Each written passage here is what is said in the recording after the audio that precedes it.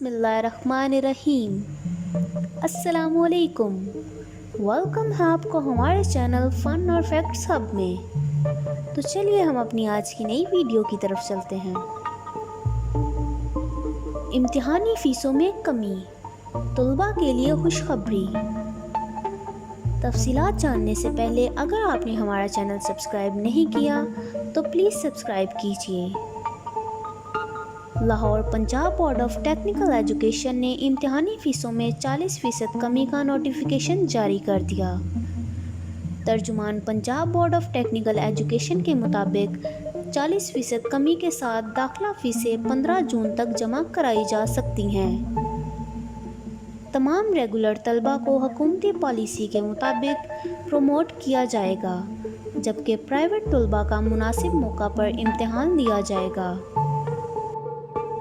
فیسوں میں 40% کمی صوبائی وزیر صنعت میاں اسلم اقبال کی ہدایت پر کی گئی ہے۔ یاد رہے کہ کورونا وائرس کے خدشات کے پیش نظر Punjab board of technical education public dealing تاحکم ثانی بند کر دی۔ فنی تعلیمی بورڈ لاہور نے معلومات کا حصول یقینی بنانے کے لیے موبائل کنٹرول روم تشکیل دے دیا۔ کسی بھی معلومات کے لیے درج ذیل نمبروں پر رابطہ کیا جا سکتا ہے، جو کہ ڈسکرپشن باکس میں مینشن کر دیے گئے ہیں۔ چیئرمین بورڈ ناظر خان نیازی کا کہنا ہے کہ مزید معلومات کے لیے بورڈ کی ویب سائٹ بھی وزٹ کی جا سکتی ہے۔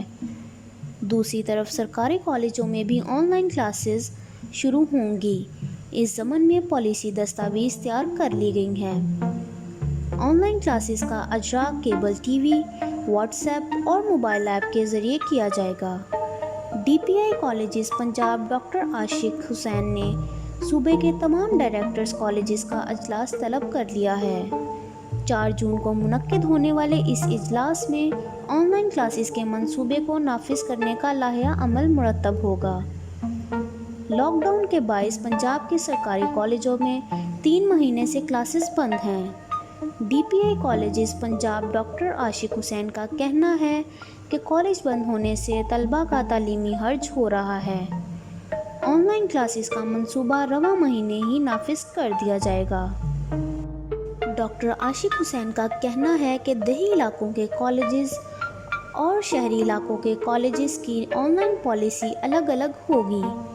D P I colleges Punjab کے مطابق اساتذہ کو آن لائن کلاسز کے لیے پالیسی دیں گے اور آن لائن کلاسز کے لیے سہولیات کی فراہمی کو یقینی بنایا جائے گا۔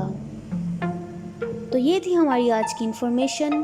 ویڈیو پسند آئی ہو تو لائک، شیئر، کمنٹ کیجیے، چینل کو سبسکرائب کیجیے اور بیل آئیکن کو دبائیے تاکہ ہر نئی آنے والی ویڈیو کی اپڈیٹ آپ کو ملتی رہے۔